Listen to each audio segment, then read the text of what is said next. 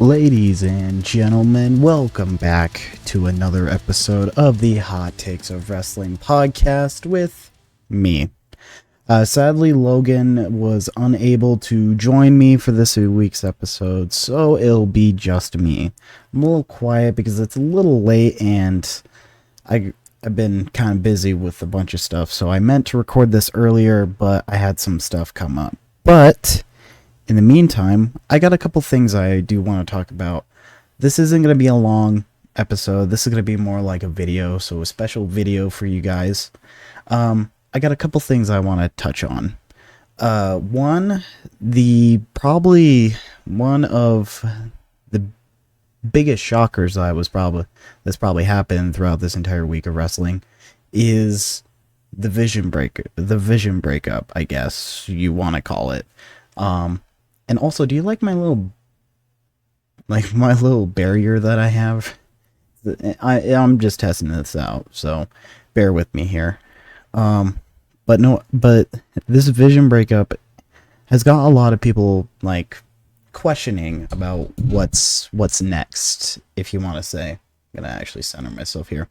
And I really don't know what's next for the vision, for anything in this matter, and I'm kind of curious where this is going to go, especially with the World Heavyweight title picture, with Seth Rollins possibly having an injury, or it could be a work. We don't know. We really don't know going into Seth Rollins. Other than that, that's what I've heard on social media, that Adam Pearce will address Seth Rollins' condition, and Paul Heyman, Braun Breaker, and Bronson Reed will speak on the actions on what happened on Monday. And I'm very excited. Sadly, we will not be doing reactions because I have some stuff already planned for tomorrow as of recording this. So sadly, I will not be able to get reactions out for you guys, but I will try to break it down for you guys whenever it comes. But today, while I was doing a little bit of doing my main thing, I occasionally get notifications on Google for news of all that, of wrestling stuff or whatever that I enjoy. And I stumbled across this. So I'm going to switch over to this page right here. So what you see here is something from what is it? I believe it's what's this website called? From the ringsidenews.com. This is where I found this, and this was random, and it's honestly kind of bizarring to me, because meaning why I'm kind of really talking about this is because me and Logan are going to this. So for people that don't know, me and Logan will be at the Halloween edition of Friday Night SmackDown, and we'll be at Saturday Night's main event, November 1st. So, but this really caught my eye with WWE struggling to move tickets for Halloween SmackDown in Salt Lake City. Before reading that, I was like, okay, it makes sense because it's TKO, it's very, very expensive, blah, blah, blah. But before reading this article, and I'm going to try to read this without butchering it because my reading kind of sucks. Anyways, WWE is having a hard time filling seats for the upcoming Halloween edition of Friday Night SmackDown on October 31st, 2025. The event is set to take place at the Delta Center in Salt Lake City, but less than 2 weeks to go, ticket movement has remained slow. I mean, yeah, it's been kind of slow. When tickets went on sale, they were very, very pricey, and I don't want to. I will reveal that we did spend quite a bit of money on our tickets specifically, because we got combo tickets, because when tickets first went on sale, they only did combo tickets, not single tickets, which is kind of ridiculous, which I think they should have did the combo tickets and the single day tickets. which part of me kind of wishes that we got single day tickets for both shows because it would have been cheaper, I guess. But besides the point. Let's go down to here. According to the latest update of WrestleTix on October 19th, only 4,534 tickets have been distributed of a setup for 6,657 seats. That's insane. And this is for SmackDown. But I don't know the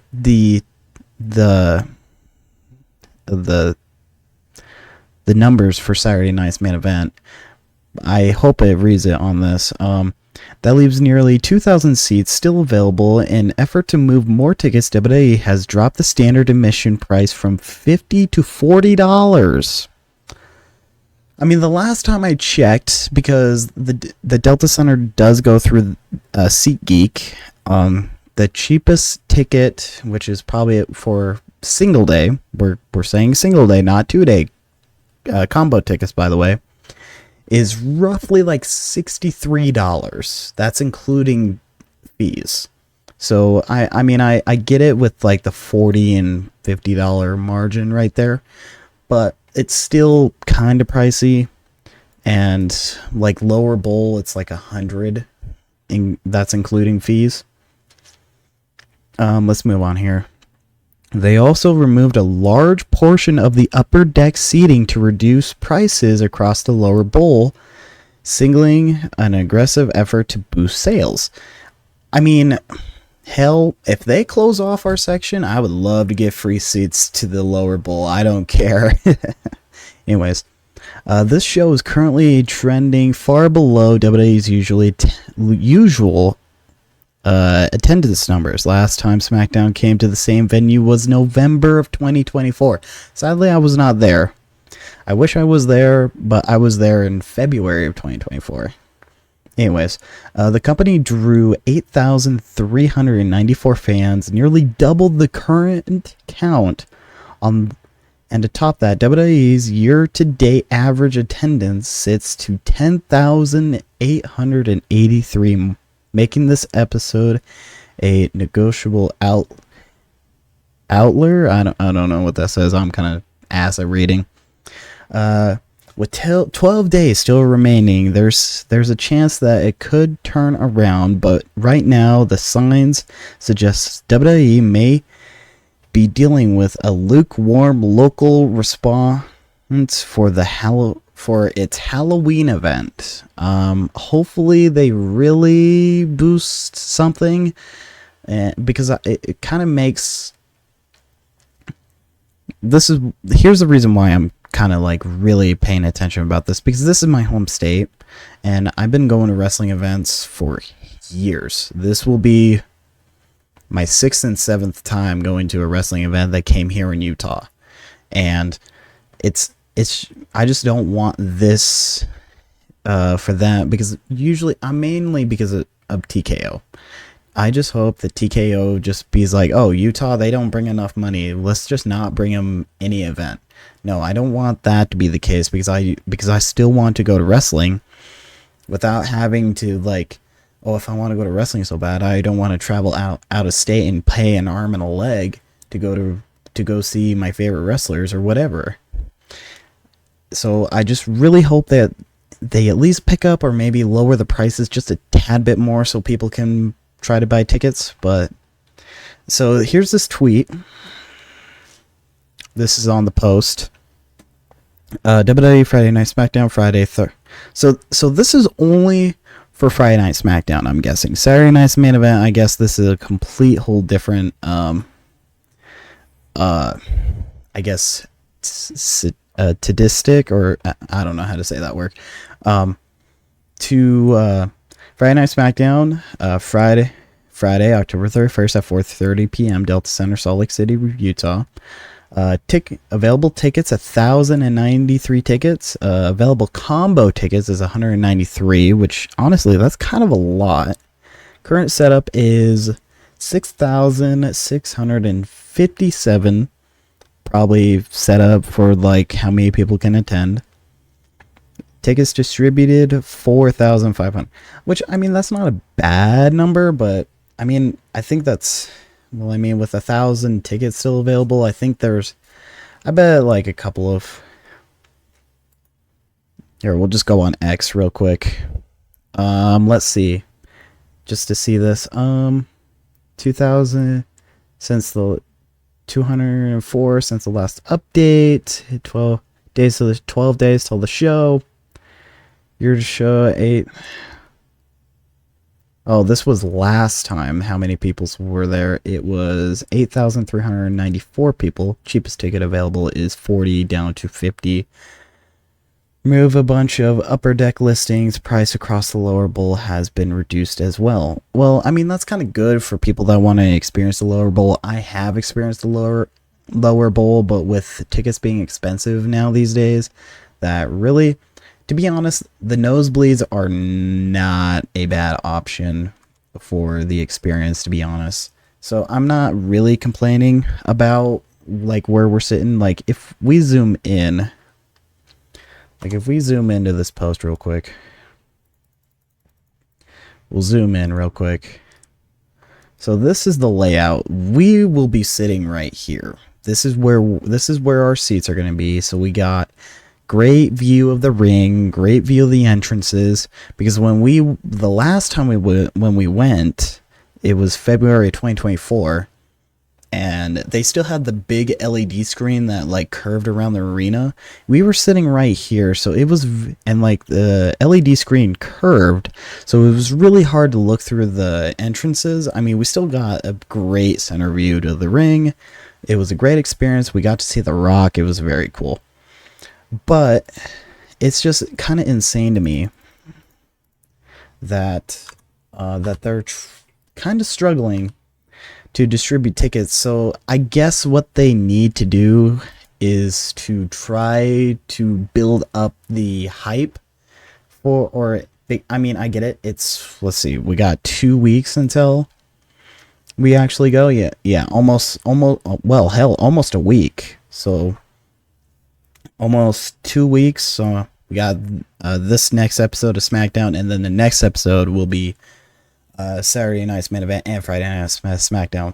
So again, the real reason I've been really bringing this up is because I live in the beautiful state of Utah, and it really kind of hits home seeing this kind of articles being like they're struggling for tickets, because to be honest, there's a wrestling following in Utah. I know that because I've been to plenty of events, and it's been very amazing, and I've enjoyed every single moment of it. And so me and Logan are very excited to be going to Friday Night SmackDown and Saturday Night's main event. It'll be Logan's second ever event that he's ever been to. And we will be recording our experience so we can post it for you guys. So it's kind of insane to me that I just had to talk about it. This was kind of insane. Never really thought that they would come to this part, but it kind of bums me out. I just hope they really build up this match. Like, to be honest, I'm more wanting them to build up Saturday night's main event than the SmackDown, because so far the SmackDowns has been pretty mediocre lately. I mean, granted, the recent episode of SmackDown was pretty fire. Has been probably one of the better SmackDowns of the year, especially with Ilya Dragunov returning for over a year of injury and wins the United States title. Amazing. I'm very glad that he's back, so I'm very curious what they're going to do with that story, and with the possible tease of the MFTs versus the Wyatt Six. That's probably going to be a War Games match. That's going to be very exciting. But it's kind of insane to me that I had to bring up this video, and mainly it's not gonna be a long video, but I do want to say a couple of things of some possible like matches for Saturday night's main event. If I had to guess, I have a couple of matches in mind. I feel like we're probably gonna get Stephanie Vaquer versus Roxanne Perez for the women's world title, because they teased it on Raw, being like, yeah, I want a shot for it. Something with the world heavyweight title, or maybe the WWE title, especially with Cody Rhodes and Drew McIntyre, and with CM Punk, and which CM Punk has been announced for Saturday Night's Main Event, and I will prove it with the post here. Let me look up good old Triple H here. Like, Triple H did announce that that CM Punk will be at Saturday Night's Main Event. Just look at, yeah, here it is. Yeah, here it is. So we'll just go back to here. Yep, there it is. Good old Saturday Night's Main Event.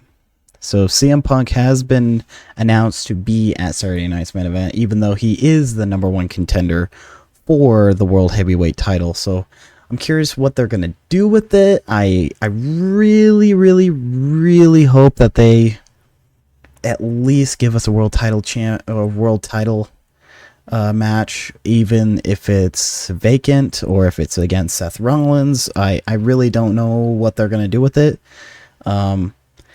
My guess is they're going to probably, CM Punk's still going to get the championship, or still going to get his title shot, and he's either going to face either freaking Braun Breaker, or maybe LA Knight, or maybe even Jey Uso. I really don't know what they're going to do with this, and I have a feeling that this is going to be a very, very crucial event, especially going into War Games, for Survivor Series War Games. So so me and Logan will be keeping a close eye on the matches for Saturday Night's Main Event, and so we will, because it's like really, really close. Like, I believe, let's see, how many more days do we got? 1, 2, 3, 4, 5, 6, 10, 11, 12.